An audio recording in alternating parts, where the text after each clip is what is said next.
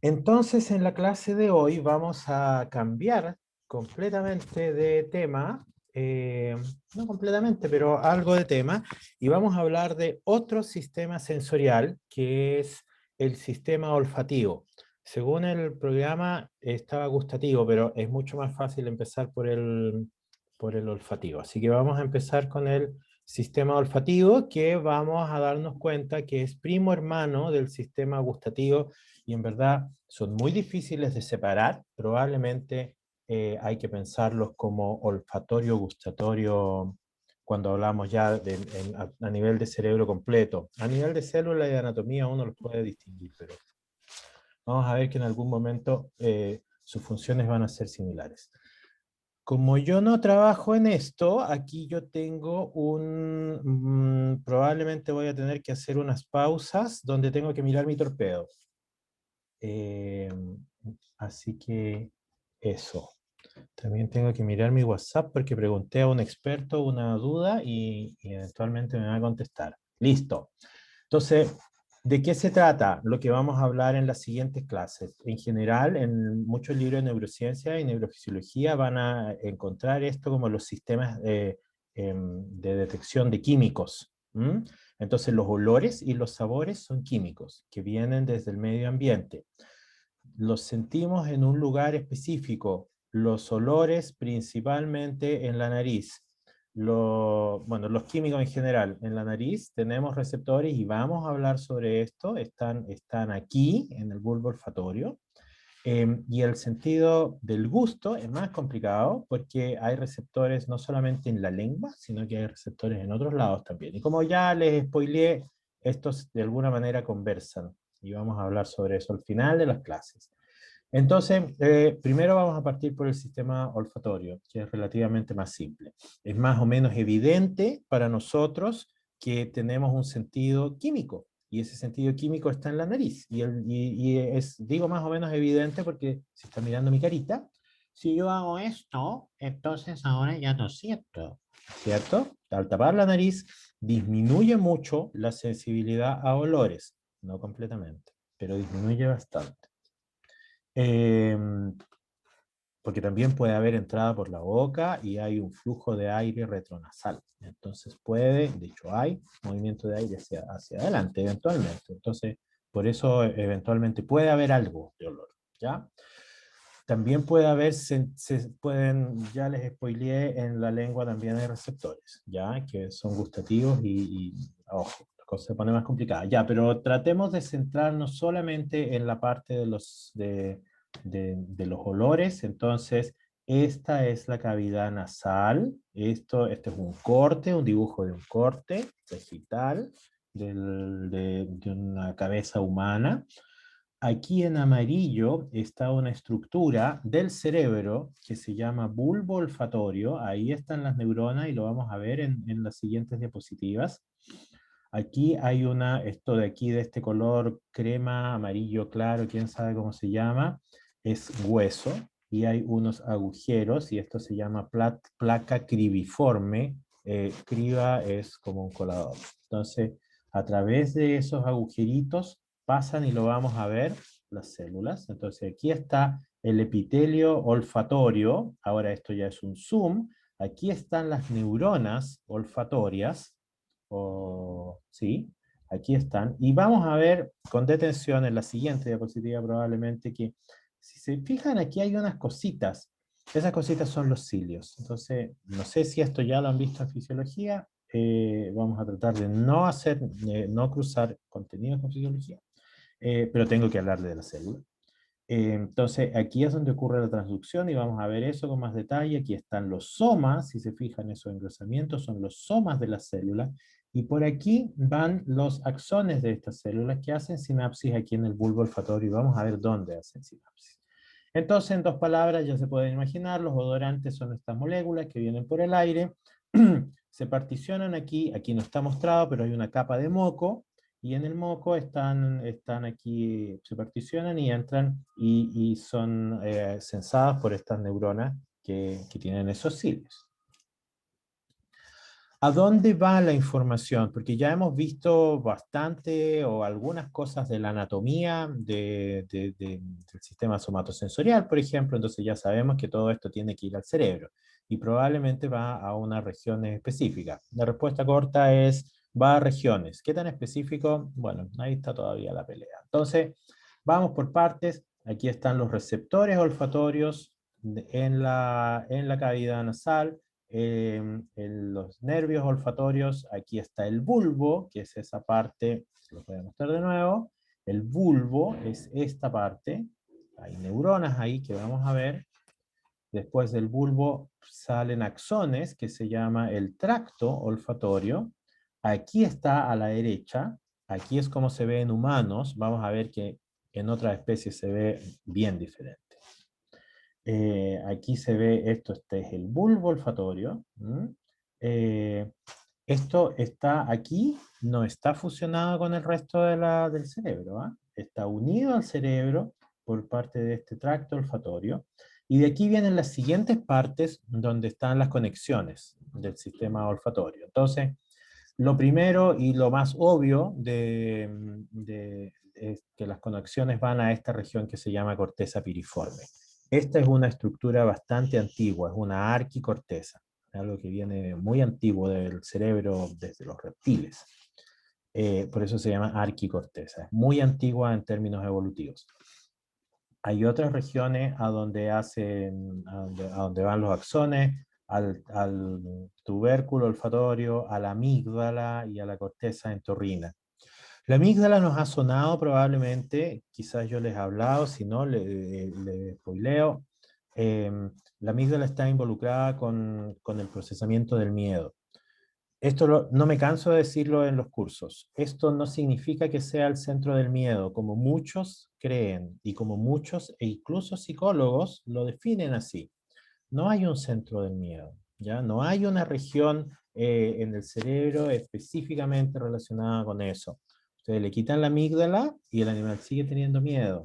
Lo que pasa es que el aprendizaje del miedo es diferente.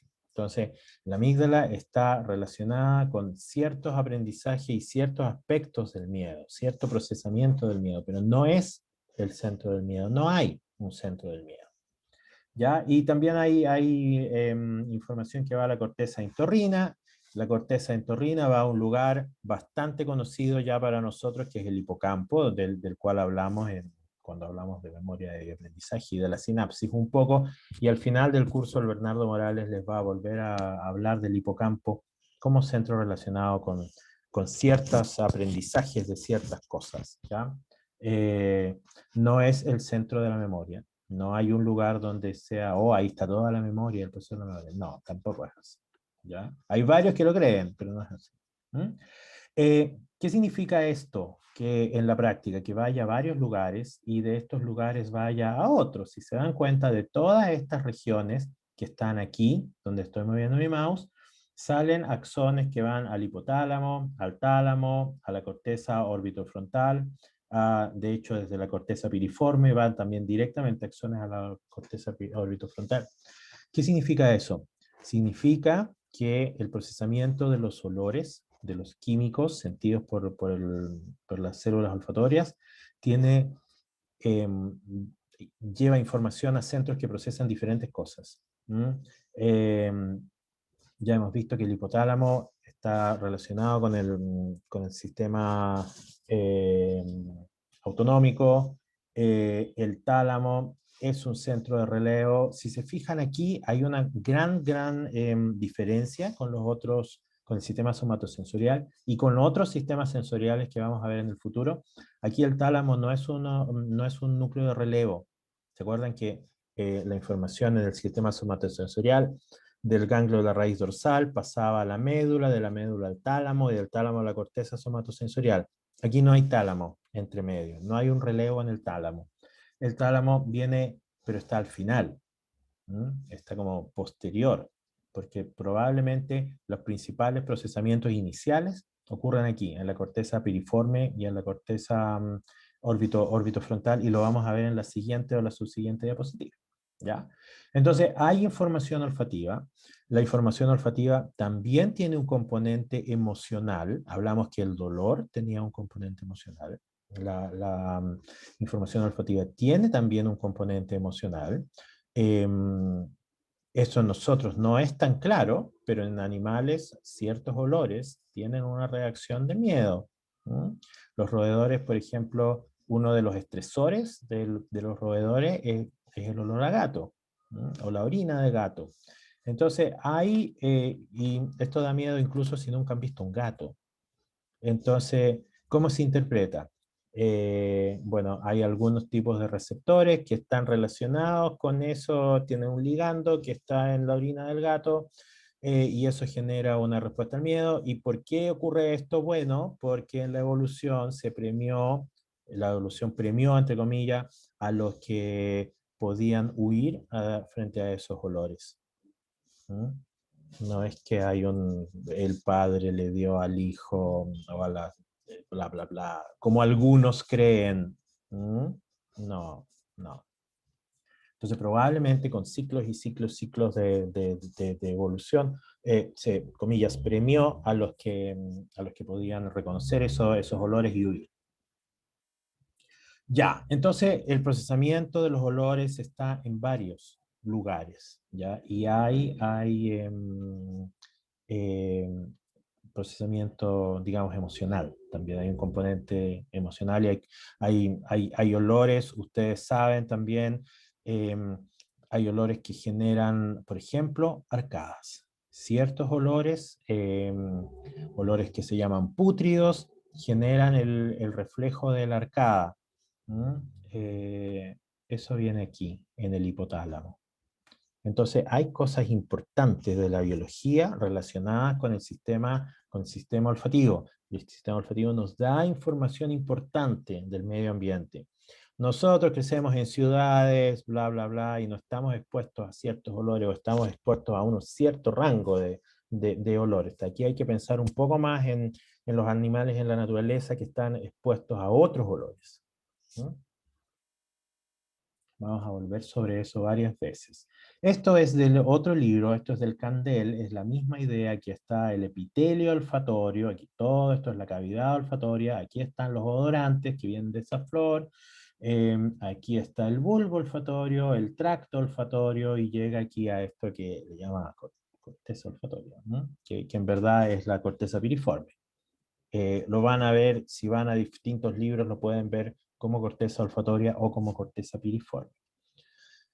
¿Qué pasa si yo voy aquí al bulbo olfatorio y miro qué hay? Porque yo ya sé que todo esto tiene que ver con células y sinapsis. Entonces, ¿qué es lo que hay aquí?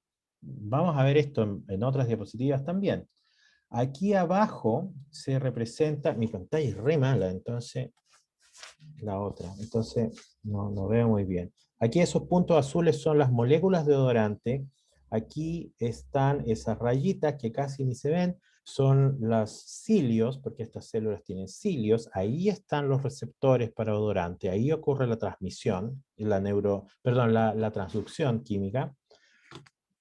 Acá están los somas, y los somas proyectan, aquí por esta placa cribiforme, llegan aquí hasta estos lugares. Y si se fijan, no está todo desordenado, sino que hay estructuras ordenadas. Estos axones de varias de estas células están haciendo sinapsis sobre esas estructuras, y esas estructuras se llaman glomérulos. Aquí en el glomérulo hay varias células que son los postsinápticos. La célula Tafted, no sé cómo diablos se dice eso en español. Parece que buqué, como el buqué de flores, porque es algo que se abre así. Las células mitrales, todas ellas, ambas van a la corteza piriforme. Sí, el WhatsApp no me dice cómo se dice en español. Todo esto es el tracto. Y vamos a volver sobre esto en algún momento. ¿Cuáles son las regiones que están involucradas de nuevo en humanos? Esto es la misma figura que les mostré antes, pero aquí la tuve que cortar para que viéramos algo. Estas son un experimento en fMRI, resonancia magnética funcional. Esos colores nos representan las regiones que tuvieron mayor flujo sanguíneo. Y la hipótesis es que mayor flujo sanguíneo, mayor actividad neuronal. Y eso es una hipótesis que a veces es verdad y otras veces. Mucho ojo con la interpretación de estos resultados. Estos gráficos nos representan 3 lugares del cerebro y están aquí en esto. Entonces, uno es la corteza orbitofrontal, es esta de aquí adelante, no es la corteza piriforme. 2 es la corteza piriforme, que es la parte más antigua del cerebro, o de la más antigua de toda esta historia. Y 3, por allí atrás, esto es bastante posterior, es bastante caudal, esto es la amígdala. Entonces, ¿dónde están esos lugares en todo esto que yo les he hablado?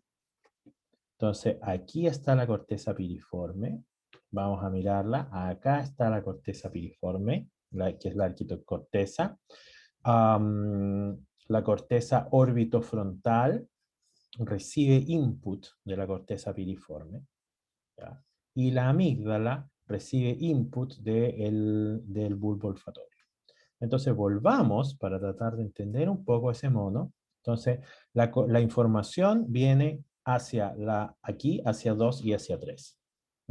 Y desde estos lugares, que es la corteza piriforme y la amígdala, desde ahí se mandan axones a la corteza orbitofrontal. ¿Ya? Entonces, esto no está anatómicamente, el orden no tiene que ver con la llegada de los axones, sino más bien con la posición de que esto es más rostral y esta de acá es más caudal, nada más que eso.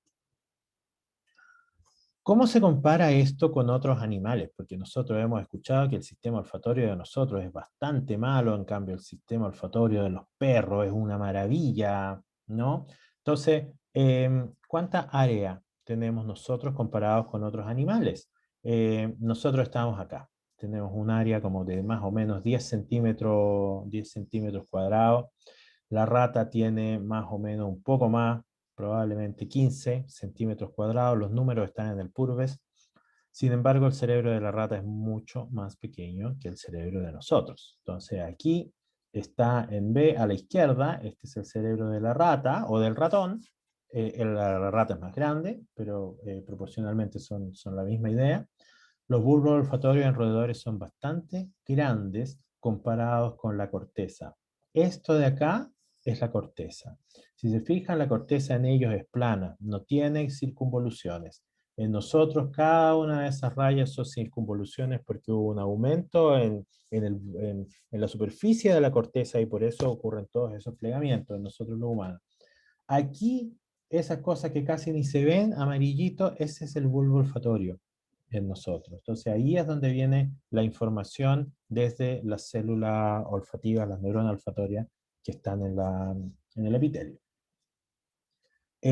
Aquí está el perro promedio, tiene bastante, casi 170 centímetros cuadrados de bulbo olfatorio, y este es un perro, no me acuerdo cómo se llama esto en español, estos son los perros que tienen mayor sensibilidad para los olores, y tiene bastante, casi 400 centímetros cuadrados.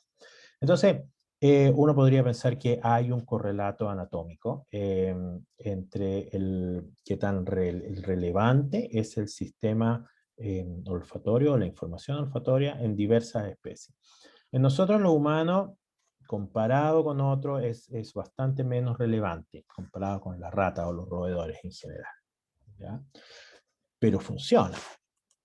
Entonces, este es un experimento. ¿Qué es lo que haría un humano y qué es lo que haría un perro frente a una tarea olfativa?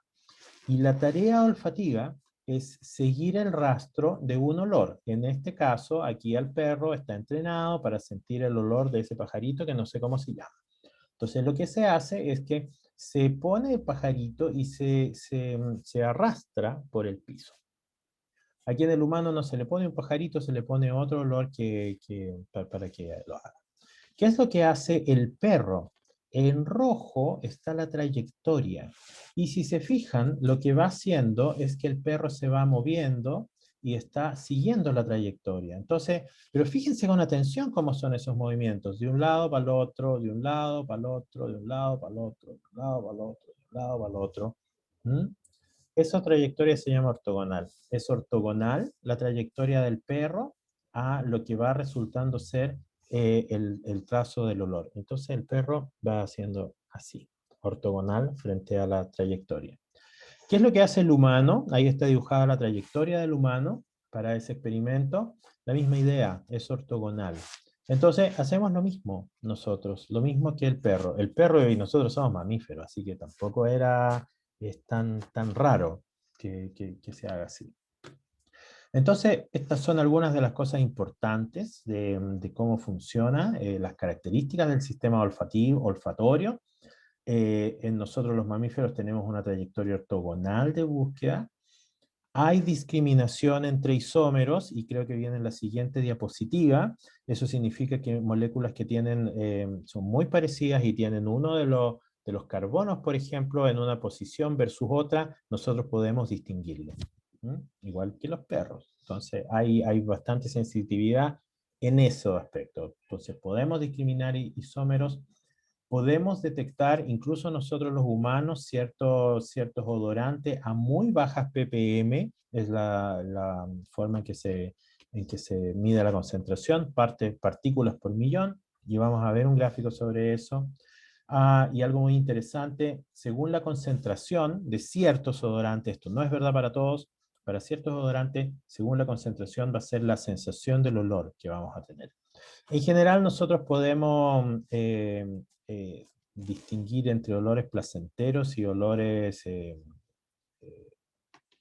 hay otra palabra mejor que desagradables que yo ya olvidé, ¿no? Y algo importante es que nosotros aprendemos esta tarea.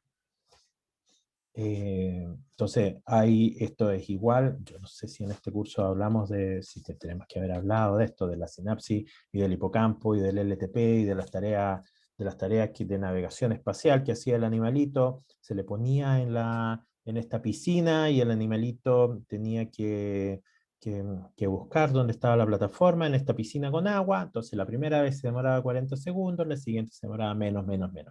¿Ya? Hay un aprendizaje en una tarea de navegación espacial. En esto también hay un aprendizaje. Entonces, ¿cómo podemos medir el aprendizaje?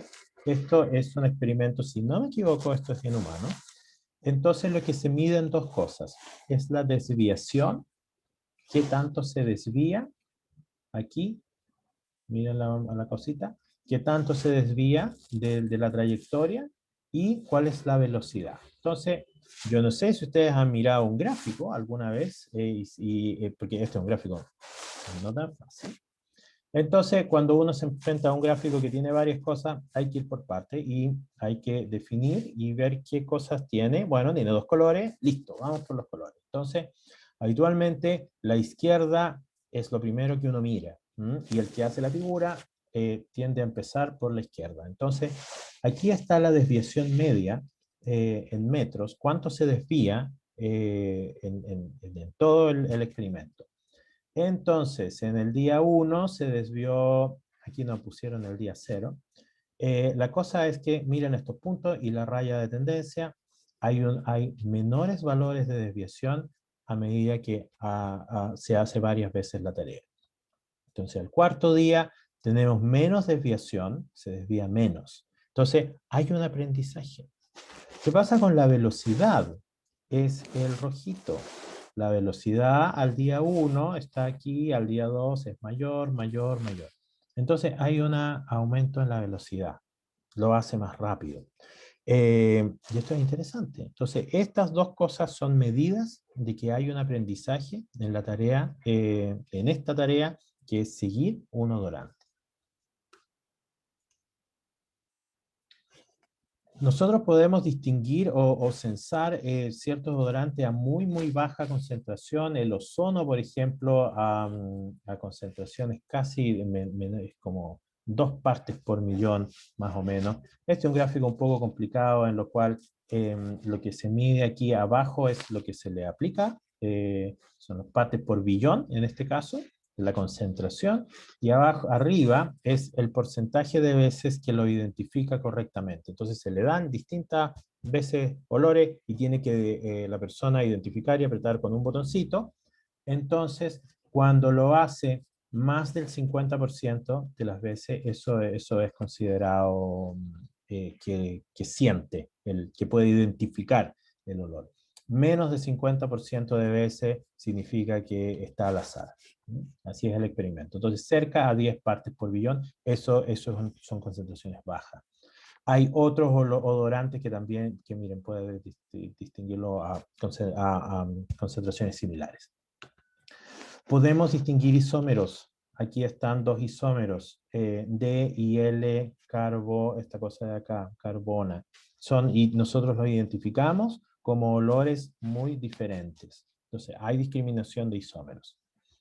A diferentes concentraciones, por ejemplo, a una baja concentración, nosotros identificamos a esa molécula indol como un olor floral, pero a altas concentraciones lo consideramos un olor pútrido.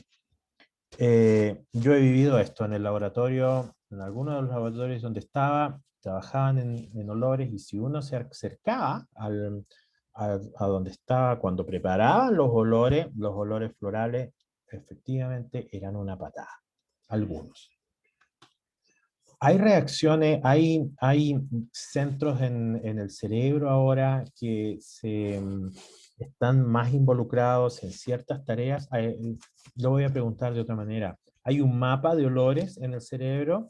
La respuesta es, no tenemos claridad de si hay un mapa de olores. Lo que sí sabemos es que olores, este es un caso en que hay un olor placentero. Hay dos regiones del cerebro que dan una señal en la resonancia magnética funcional. Esto es flujo de oxígeno. Creo que aquí está, dice aquí cuáles son los lugares. La región orbitofrontal, esta de acá, y el cingulado, no dice cuál de los cingulados, porque hay dos. Entonces, dos regiones acá, pero para el olor que no es placentero, solamente uno, el cingulado. Interesante porque el cingulado está relacionado con el estrés. Entonces, ¿hay un mapa de olores? No hay claridad si hay un mapa de olores. No hay una corteza, al menos, en la cual haya un mapa. Vamos a ver en otros sistemas sensoriales que hay mapas incluso de frecuencias para la corteza auditiva. Hay condiciones humanas en las que hay disminución en la capacidad de sensar olores, y eso se llama anosmia. Ojo, que hay otras condiciones por las cuales uno puede sensar menos olores. Es evidente que cuando uno está resfriado, uno pierde algo del sentido del olfato. Y eso es porque hay mucho moco en la cavidad olfativa. Entonces hay mucho moco y los olores se quedan ahí en el moco y no atraviesan y no llegan hasta los cilios olfatorios. Personas alérgicas, como yo, que estamos con moco todo el año, también tenemos para mí hay algunos olores que son más difíciles de distinguir durante todo el año. Así que no todo es anosmia. ¿Ya? Anosmia es la condición en la cual hay una disminución en sensar los olores. En A es un experimento en el cual a las personas se les dan varios olores que ellos conocen, olores familiares. Chuta, no puse aquí el texto, pero esto lo saqué del Purbes, y en el Purbes dice cuáles son los olores. Ah, pero yo aquí tengo el Purbes abierto y se los puedo decir de inmediato cuáles son los olores. En A, los olores pueden ser talco de guagua, chocolate, canela, café, mantequilla de maní y jabón.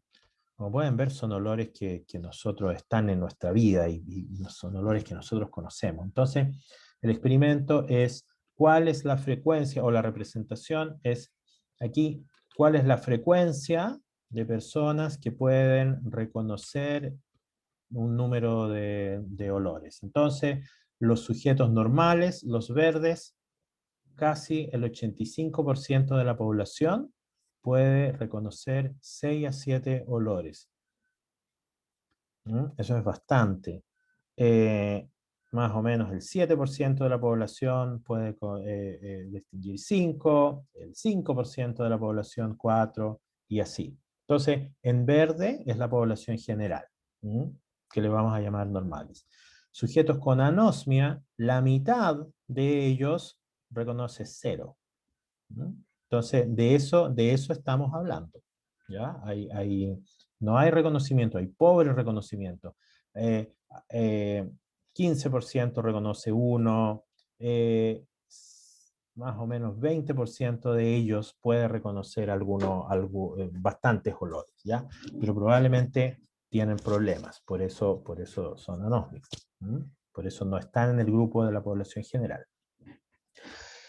Como otros sentidos, este sentido va, por decirlo así, decayendo, no es una buena palabra, pero va cambiando con la edad. Entonces, si ustedes hacen test para hacer, ver porcentaje de veces que reconoce los olores, aquí estamos en el 20 años, más o menos la edad de ustedes. Como pueden ver, hay una baja en el porcentaje de olores reconocidos en este test, con la edad. Estos son pacientes que no tienen demencia.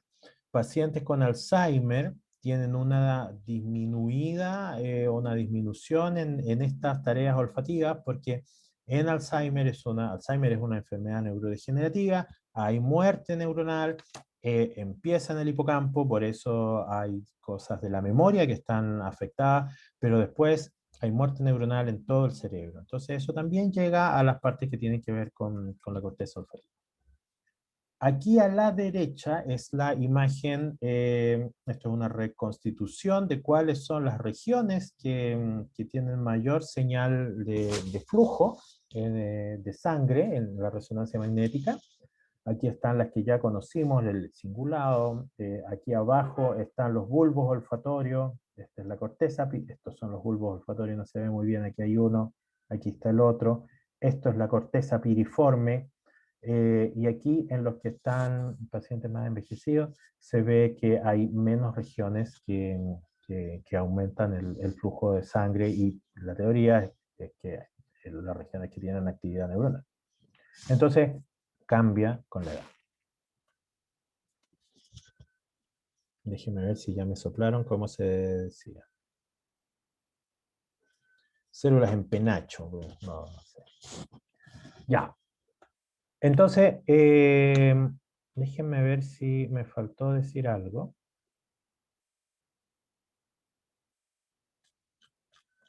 Ya les dije que yo no soy experto en esto, entonces tengo que mirar mi torpedo.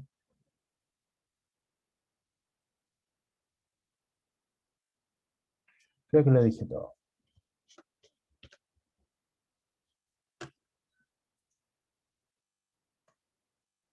Tengo que seguir mirando el torpedo, listo. Entonces ya sabemos más o menos, ya hemos entendido más o menos a grandes rasgos el sistema olfativo, sabemos dónde está, dónde empieza, en el epitelio olfatorio, sabemos dónde van las conexiones. Entonces aquí está el epitelio olfatorio, donde están las células con los receptores, hacen sinapsis en el bulbo olfatorio, y de ahí a través del tracto olfatorio, que es donde van los nervios, llega a varias regiones del cerebro, y pudimos ver varios experimentos, que esto era verdad. Pudimos ver también que había aprendizaje y había reconocimiento de isómeros. Perfecto. Entonces, vamos por partes. Ahora, vamos al epitelio olfatorio, y esto no voy a hablar demasiado, porque en fisiología no sé si ya han hablado o van a hablar de esto también. Eh, em, entonces, ¿de dónde vienen los odorantes? Los odorantes vienen del aire. Se particionan aquí en esta capa de moco, y aquí en esa capa es donde están los cilios olfatorios. Aquí en esos cilios es donde ocurre la transducción. Luego, aquí está el soma de la célula, y aquí están los axones que pasan por la placa cribiforme. Ojo, hay no un mito, pero había un mito antes de que en el cerebro no aparecen neuronas, no hay neurogénesis, o sea, no hay aparición de neuronas nuevas en adultos. Eso es verdad en casi todo el cerebro. Hay 3 lugares en que eso no es verdad: una parte del hipocampo y el tercer ventrículo, y el bulbo olfatorio. Este no es el bulbo olfatorio, pero aquí esto no está dentro del cerebro tampoco, entonces la gente no lo tiende a contar, pero esto es importante decir, hay generación de células nuevas, ¿ya? Este epitelio, el epitelio olfatorio, tiene una alta tasa de regeneración. Entonces, hay aparición de estas células olfatorias. Entonces, hay células troncales que se están dividiendo y generan nuevas células olfativas. ¿Mm? De hecho, estas, si se fijan, esa ahí todavía no tiene y esa está moviéndose recién hacia afuera y esa de ahí que dibujó el artista no tiene todavía cilios. Y esto es para mostrar que hay aparición de estas células olfatorias.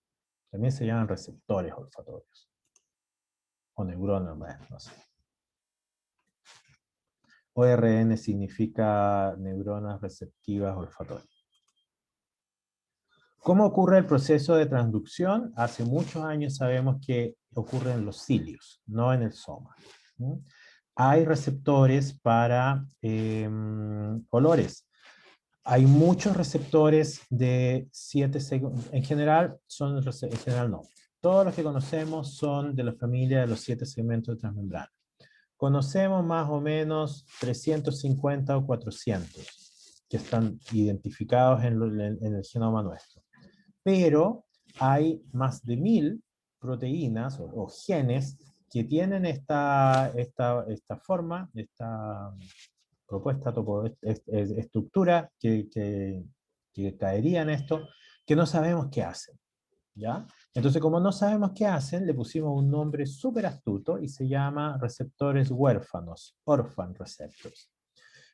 No es que sean huérfanos y no es que no hagan nada, es que nosotros no sabemos lo que hacen. Entonces, hay muchos genes que no sabemos lo que hacen y probablemente son receptores olfatorios. Entonces, ¿cómo funciona esto? Esta es una cascada de transducción en la cual aquí está el receptor olfatorio de 7 segmentos transmembrana, llega el odorante, hay una proteína G que tiene su unidad alfa y su unidad es beta gamma, esta es la subunidad alfa, está con GDP, ahora luego del cambio conformacional sufrido por el odorante, ahora se disocian, la subunidad alfa que ahora tiene GTP, trifosfato, por eso tiene esas 3P, activa a esa proteína que es una adenilciclasa tipo 3, que toma ATP y genera AMP cíclico, y ese AMP cíclico abre unos canales que son canales activados por nucleótidos cíclicos. Y estos canales son no selectivos, dejan pasar sodio, potasio y calcio. Y entonces aumenta el calcio en la célula. Esto es de otro libro para mostrarles que la cosa es un poco más complicada y pueden haber más canales, incluso transportadores involucrados en la recepción de los olores. Entonces, aquí está el receptor de 7 segmentos transmembrana, está dibujado de una forma rara ahí. Aquí está el olor, aquí están las subunidades, esta subunidad alfa que se le llama olfativa. Probablemente Rodolfo Madrid les va a hablar bastante más de esto, o ya les habló, y eso activa la adenilciclasa tipo 3, que sintetiza AMP cíclico a partir de ATP, eso se une a este canal, y este canal genera una entrada de calcio y de sodio. Ese calcio, ocurren varias cosas acá, calcio se une directamente a este canal, que es un canal de cloruro activado por calcio. No, nunca lo habíamos visto en este curso, es muy conocido, pero no lo habíamos visto acá. Entonces aquí hay un flujo de cloruro hacia afuera y eso hiperpolariza la membrana. Entonces esto depolariza la membrana, este canal hiperpolariza la membrana, ¿ya? Pero ese calcio también puede unirse a calmodulina, que también puede modular este canal, y calcio también. Fíjense que ese aumento de calcio, la célula tiene varios mecanismos para disminuir el calcio, y aquí está uno de ellos, este es el intercambiador sodio-calcio, mete sodio y saca calcio. La célula tiene que controlar la concentración de calcio. Calcio actúa como un segundo mensajero en cascadas intracelulares pero su actuación es corta en el tiempo y muy localizada en el espacio. Hay un montón de mecanismos para mantener el calcio bajo. Si aumenta el calcio por mucho tiempo, la célula entra en apoptosis y se muere.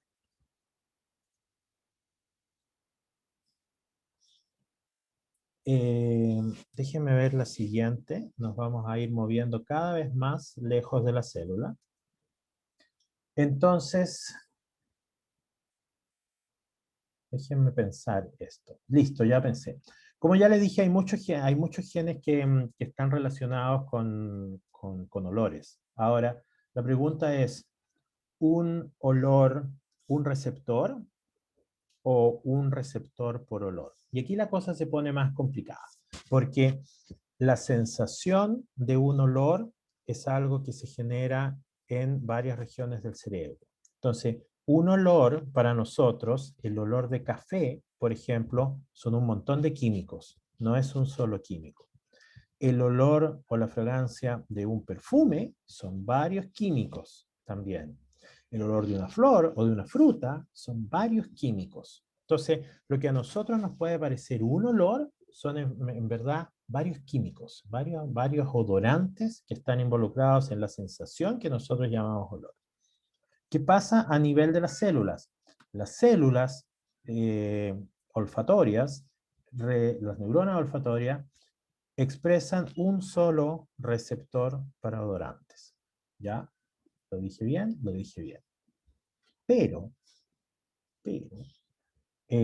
para que nosotros reconozcamos olores, ¿lo estoy diciendo bien o no? Sí, sí, sí, sí, sí.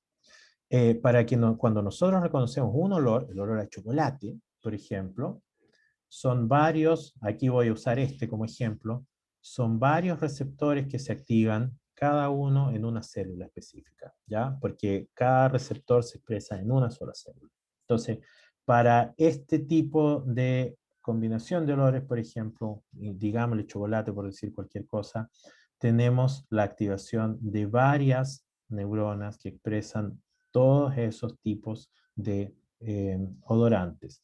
Para otra representación de olores, tenemos la activación de todos esos receptores. Para toda esa otra representación de olores, tenemos todos esos tipos de receptores y sus células. Entonces, la cosa es complicada. Es complicada desde la neurona olfatoria. Vamos ahora al epitelio olfatorio. Este es un corte de una rata, un roedor, en el cual del epitelio olfatorio, aquí, más o menos. Entonces, la pregunta es, ¿qué tan grande es el epitelio olfatorio? La cavidad olfativa, todo esto que está aquí adentro, ¿es una cosa lisa, así como la cáscara de un huevo? No, no es como una cáscara de un huevo, ¿ya? Tiene un montón de estructuras, como pueden ver aquí. No es una cáscara de huevo todo esto. Esto es un hemisferio y este es el otro hemisferio. Entonces hay huesitos ahí entre medio.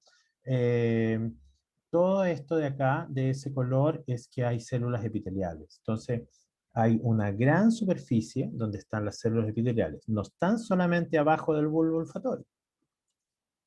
No están solamente aquí, están en todo esto. Esta es la cavidad nasal nuestra. Si se fijan, está dibujado eso porque en esto también hay epitelio. ¿Ya? Hay forma acá. Se me perdió, no sé dónde estaba.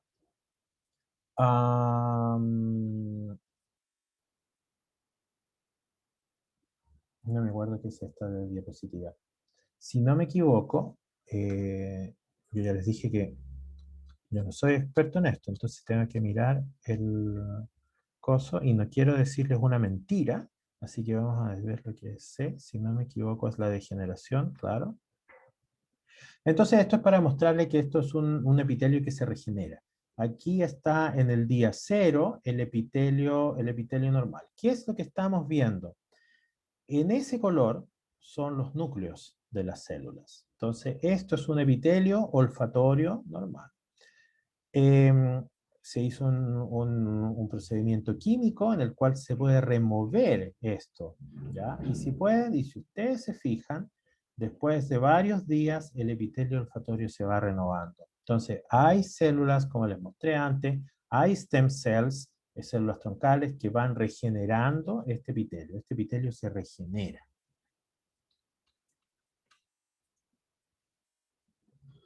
Este es un experimento que nos dice que más encima hay una localización espacial de dónde están los receptores. Los receptores olfatorios no están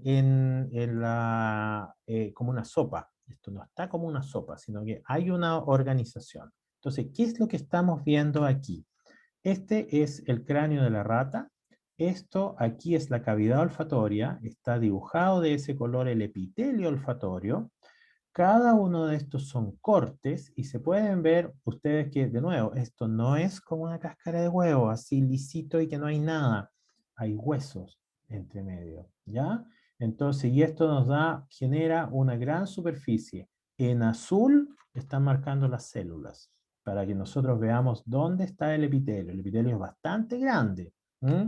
Aquí izquierdo, derecho. Cada uno de esos colores representa que ese receptor, que en este caso se llama K20, está expresado en las células donde están los colores amarillos, rojos. Entonces, fíjense, ese receptor está expresado en ciertos lugares, nada más. Ese otro ese otro receptor, está expresado en otros lugares. Fíjense, está expresado aquí, pero no está expresado, o sea, está aquí el K21, y el K20 está expresado en esta, y no está expresado aquí. Entonces, no se sobrelapan, ¿ya? Hay una distribución espacial. Y estos son otros receptores L45A16, y es para mostrarles que los receptores están en lugares específicos. Entonces, si bien no hay un mapa, probablemente sí hay un tipo de organización espacial de la información. Esta información va cableada de ciertas maneras, que por supuesto no sabemos cuáles son. Esto ya se los había mostrado. Esto es del Candel. Aquí están el epitelio olfatorio. Los axones salen por la placa cribiforme, llegan a la célula, aquí a estas estructuras que se llaman glomérulos, donde están esos tipos de células, las células tufted, que tienen esto, se me olvidó cuál fue el nombre que usé, ramillete, y las células mitrales. Vamos a la siguiente. Pero resulta que hay un tipo de información muy importante para el, comillas, funcionamiento de los mamíferos, que son las feromonas. Hay información química que no pasa por el bulbo olfatorio, y no está relacionada podríamos decirlo, con actividad consciente, no está relacionada con un olor pútrido o floral o esas cosas, sino es información química que tiene que ver con el estado fisiológico de los otros animales. Entonces, por ejemplo, el estado reproductivo, y eso es lo que más se ha estudiado y es lo más obvio. Cuando las hembras están en celo, en distintas especies de mamíferos, emiten ciertos olores y esos olores se llaman feromonas. Hay receptores para feromonas específicos y no están en el epitelio nasal, están en otro lugar y se llama, aquí está, órgano vomeronasal. En el órgano vomeronasal están los receptores. Se conocen estos dos, que se llaman BR1 y BR2. Aquí está el órgano vomeronasal. Todo eso es el epitelio olfatorio. Y el epitelio olfatorio, ya sabemos, proyecta al bulbo olfatorio. ¿Ya? El epitelio de aquí, del vómero nasal, proyecta al bulbo olfatorio accesorio. No es que sea un accesorio que uno le quita o le saca, ¿ya? Esos son nombres anatómicos. Alguien dijo, accesorio. No es nada de accesorio para el animal, ¿ya? Entonces, de aquí viene información. Esto es la sección del órgano vomeronasal y hay axones que van a uno de los lóbulos del bulbo y hay axones que van al otro lóbulo del bulbo. Esta información va a la amígdala y probablemente también a otras partes como el tálamo. ¿Ya? Y aquí están receptores, hay receptores específicos que se llaman BR1 por vomeronasal receptor. Hay una de las grandes preguntas aquí en el campo es, ¿y los humanos, nosotros sentimos feromonas? o no sentimos feromonas? La respuesta clásica ha sido que nosotros no tenemos respuesta a feromonas. Sin embargo, hay varias evidencias que desafía a esta idea clásica. Nosotros tenemos un órgano vomeronasal degenerado, ¿ya? Y además de degenerado está tapado. Aquí no se ve no se ve nada de bien en esto. Esto es hueso y ese hueso deja expuesto el vomeronasal. En nosotros los humanos el hueso cubre el vomeronasal. Lo interesante es que eso no ocurre en todos los humanos. Hay una población importante que tiene un vomeronasal expuesto y probablemente ese es activo. ¿Qué información trae? Ahí la cosa se pone complicada porque no tenemos clara idea, ¿no? No hay una idea, eso de que antes, cuando yo era joven, se decía que los perfumes traían feromonas de chancho, entonces nosotros sentíamos eso y nos parecía más atractivo a la persona. Eso no parece que no tiene nada que ver, ¿ya? Hay información química y nosotros no sabemos muy bien, por no saber decir, no sabemos nada, cómo nosotros interpretamos, nuestros cerebros interpretan esa información química. Es sabido desde hace mucho que, por ejemplo, mujeres que viven o trabajan y comparten mucho tiempo o viven juntas, sincronizan los ciclos menstruales. ¿Cómo ocurre eso? No hay claridad. Lo más probable es que sea por información olfativa. ¿Mm? ¿Cómo eso está cableado? No tenemos idea. Puede que haya otras hipótesis. ¿Ah? Esa es la hipótesis más fácil.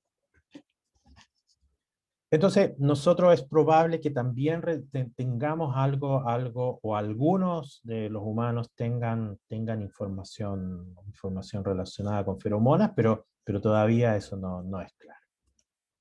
Así que no se descarta. Uy, no sé por qué se entró en el loop infinito.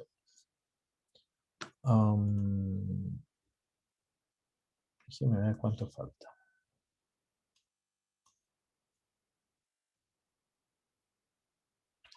Ya, perfecto, lo vamos a dejar hasta acá. En la clase que viene vamos a hablar un poco más de los glomérulos, que son estas estructuras. Se fijan, este es un corte del bulbo olfatorio y se ven esos circulitos. Y esos circulitos son los glomérulos, que son estas estructuras donde están varias de estas células y donde reciben la sinapsis desde las neuronas olfativas. Entonces vamos a hablar sobre los glomérulos, vamos a seguir hablando sobre los receptores un poquito y finalmente nos vamos a ir a la parte, vamos a hablar un poco nada más sobre la corteza y finalmente vamos a hablar del sistema gustativo, que no podemos entenderlo diferente, son parientes con el sistema olfativo. Preguntas hasta acá.